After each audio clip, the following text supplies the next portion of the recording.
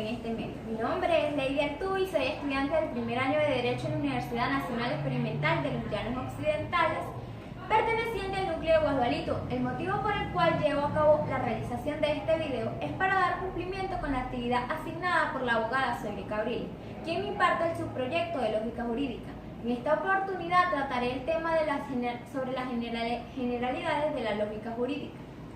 La carrera de Derecho es una de las carreras que más esfuerzo se requiere de nuestra parte como estudiante de Derecho, a la hora de comprender conceptos y principios fundamentales. De tal manera, se requiere de mucha capacidad de pensar y de discernir el verdadero sentido y alcance de una ley, por lo que la materia de la lógica jurídica tiene estrecha relación con la metodología, ya que nos enseña los procesos a seguir para llegar a una correcta comprensión de lo estudiado. La lógica no solo nos ayuda a comprender, sino que también nos acerca a llegar a la verdad, a descubrirla mediante una serie de operaciones mentales que siguen un método destinado a un fin. En este video daré una introducción a lo que es la lógica, sus conceptos y demás aspectos generales que nos ayudarán a dilucir su importancia, especialmente aplicándola a la ciencia del derecho. Por consiguiente, tenemos el primer aporte para la construcción sistemática de la lógica. Es de Aristóteles, autor del primer tratado de lógica, titulado Organón, monumento a la razón humana, y cuya doctrina en lo fundamental continúa vigente en la actualidad. En la eclesiástica se destacaron San Alberto Magno y Santo Tomás de Aquino, quienes, al sobreponer la doctrina aristotélica al platonismo agustiniano, prepararon definitivamente el campo para el cultivo de la lógica, frente a la obra aristotélica eclesiástica, que versaba sobre el razonamiento deductivo. El canciller inglés Bacon, pensador de la era moderna, erigió el Novum Organum, obra dedicada exclusivamente a la inducción. Finalmente, la dirección representada por la lógica simbólica, lógica matemática o logística, que es la misma lógica pasada o presente, en cuanto puede ser objeto de símbolos o fórmulas matemáticas. Esta dirección se ha desarrollado con el dinamismo que pronto pasó de la lógica como fundamento matemático o metalógica a una matemática con fundamento lógico. Matemáticamente, en la cual colaboraron Russell, cuyos principios marcan uno de los monumentos culminantes de la logística contemporánea.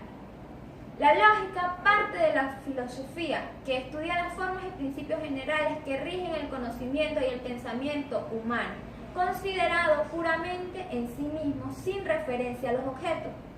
La lógica es una disciplina la cual consiste en el estudio de los procedimientos formales de la razón. Esto significa que la misma se abocará a intentar conocer qué tipo de estos procedimientos son los correctos a la hora de razonar.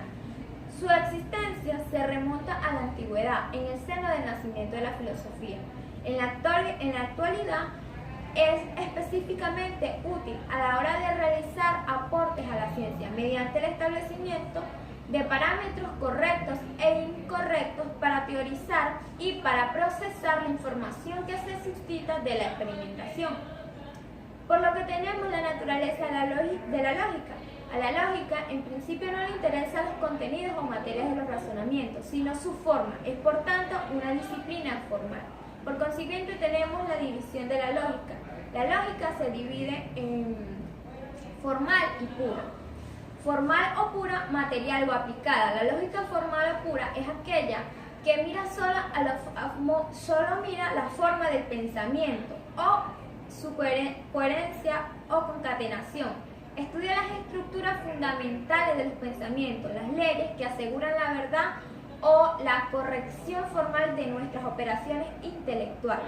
Además, que también estudia las formas, las leyes del razonamiento correcto y nos indica cómo llegar a una correcta conclusión, y las cuales se subdivide en lógica elemental y lógica de la ciencia. La lógica elemental se considera todos aquellos elementos formales del pensamiento, a saber, o sea, el concepto, el juicio y el raciocinio. En la lógica de la ciencia tenemos que trata del procedimiento que deben ajustarse nuestras operaciones intelectuales para obtener el conocimiento científico, es decir, el conocimiento de la verdad objetiva. Como segundo punto tenemos la lógica material o aplicada, la cual investiga los medios del que dispone el entendimiento humano, para así alcanzar la certeza de que el conocimiento obtenido sea verdadero, según su contenido objetivo. Además de que también estudia las estructuras de los pensamientos científicos, nos ayuda a disponer de los materiales para llegar a una conclusión verdadera. Se subdividen en la posibilidad de que la certeza del conocimiento sea verdadero, de la valoración crítica de las fuentes del conocimiento y de la determinación de los criterios de verdad. También del diálogo a la discusión, del debate o de la polémica, así como también de los argumentos legítimos y como prevención de las posibles deformaciones intencionadas. O no, esta examina la falacia y el sofismo, atendiendo a las formas en que suelen presentarse.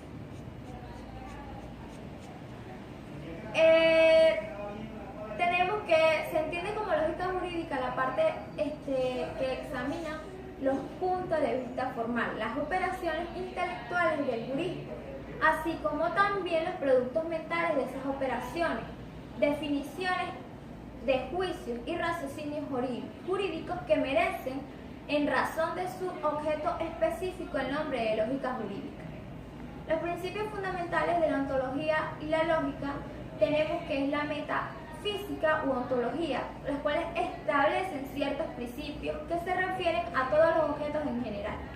Son los llamados principios, que si bien se refieren a la lógica, entre estos principios tenemos el principio ontológico de identidad, el principio ontológico de contradicción y el principio ontológico de tercer excluido.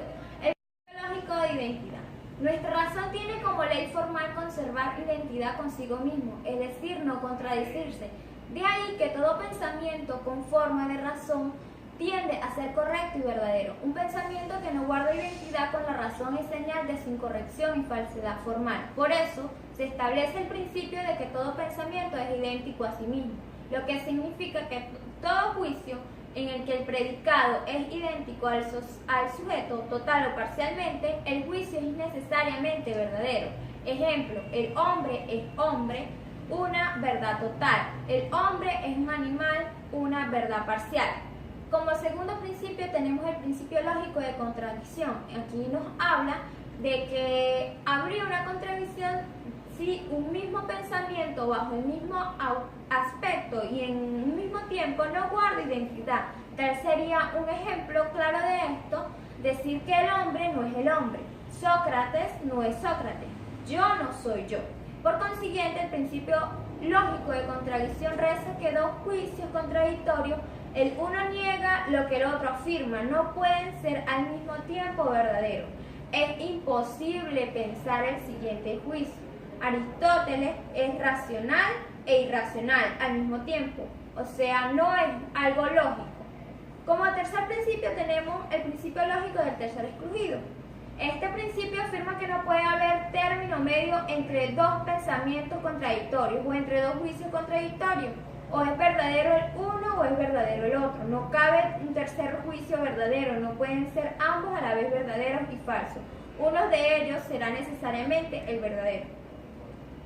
Tenemos por la importancia de la lógica en el derecho, ya que la lógica como ciencia constituye un instrumento formal básico y más importante para el estudio, análisis e interpretación de las normas que constituyen en la columna vertebral del derecho, como también la lógica implica una garantía de un debido proceso para lograr una buena y correcta sentencia procesal, para crear jurisprudencia con las mejores ejecutores que equivalen a las leyes buenas dadas por los legisladores de la más alta calidad intelectual que favorece a la mayoría para convivir en paz y tranquilidad en la sociedad.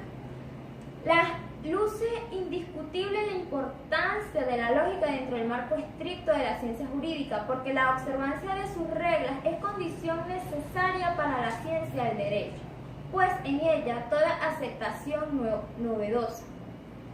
Las relaciones que tiene la lógica con otras ciencias. Entre ellas tenemos la lógica y la psicología. La lógica se relaciona ante todo con la psicología, ya que ambas se ocupan de los actos del entendimiento y de las operaciones intelectuales, pero la psicología los estudia en cuanto son funciones de la potencia o facultad cognitiva, y la lógica los considera en cuanto dichos actos han de ajustarse a determinadas leyes para llegar a un conocimiento verdadero.